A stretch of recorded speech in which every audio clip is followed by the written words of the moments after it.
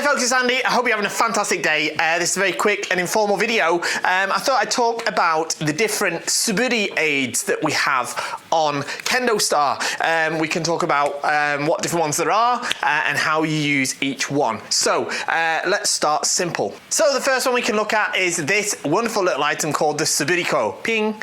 There we go. I can't show you one right on here right now because I'm filming with a green screen and it'll disappear. But we'll get some footage up right on the screen as I'm talking about what it is. It's a small little rubber device that attaches to the shinai. You attach it to the end of the shinai and it gives it some extra weight so that when you're doing Suburi, you can help use it to build up the muscles that you need for swinging the shinai. In Kendo, it comes with a band that goes around it. It's split down one side.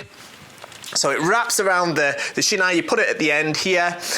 You could put it a bit further down if you wanted. Depends on what you feel like. Most people tend to put it round at the end, round the datotabu. And then you put the band around it to secure it in place, and then you go on with your Suburi. Okay, it's a nice, cheap, easy way of making an at-home Suburi device for your regular shinai. Next, we've got the red oak Suburito. This is a thick bokken or bokuto. It's very heavy. It's about the length of a shinai actually. If I compare it with the shinai, it's about the same length. And yeah, it's much wider than a standard bokuto. And yeah, it's nice and heavy. So it's great for training Suburi, for training those muscles and giving yourself that bit of an extra challenge. Okay, really great tool. I use it a lot. People often ask me how I developed the Kendo muscles, and this is one of the ways I've certainly done that. Okay, so this one is my personal one. I've been using it for years now, so it's a little bit dirty here because I've used it for a lot, a long time. I've used it a lot, but yeah, they're really great tool. But the only downside to them is, of course, much like with the shinai, is they are quite long. They're about 120 centimeters long, so swinging them in a sort of confined space can be a little bit difficult. So to combat that, you can get one of these. This is the Furisen short Suburi bokken or shinai type thing. It's solid wood, solid like that. It's nice and heavy, but it's much shorter. It's got a grip like a shinai, and it's basically great for doing your Suburi inside with a feeling that's somewhat similar to a shinai. It's heavier than a shinai. These are about 900 grams, between 900 and 1,000 grams. So again, a good training aid, and especially if you're indoors and you don't have room inside to swing a shinai overhead, a really great option in that case. And finally, there is this. This is the Kiri Bokuto. Again, this is my personal one, so it's quite dirty because I used it a lot at the dojo. Obviously, they got eyes on me, the blue dye from my uniform and boga and stuff on my hands, and then used it. So it does take that.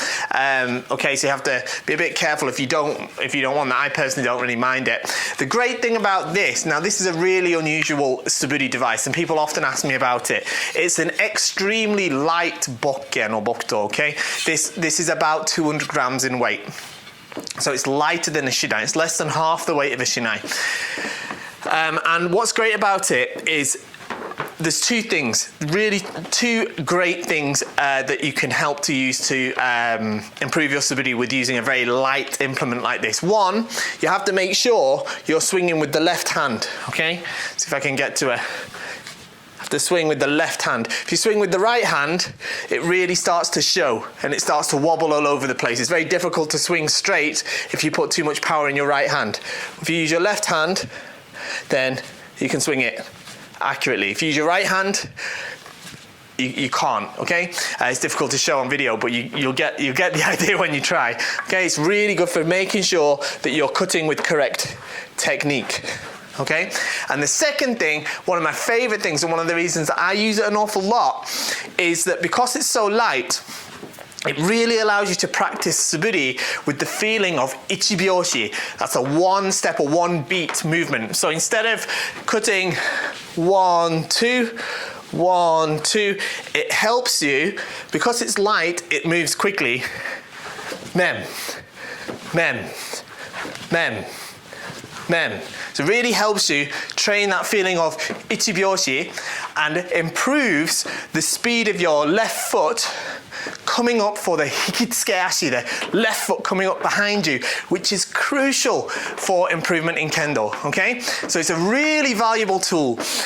I wish I'd started using this earlier in my Kendo career, actually. I wish I'd started using it much earlier. Actually, it's only relatively recently, in the last couple of years, that I've started using one of these and thinking, wow, this is a really great tool for Suburi. Okay, that's the Kiri Bokuto.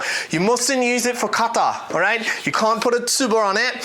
Although it's shaped exactly like a normal bokken with the groove and everything for the tsuba, you can't put a tsuba on it, all right?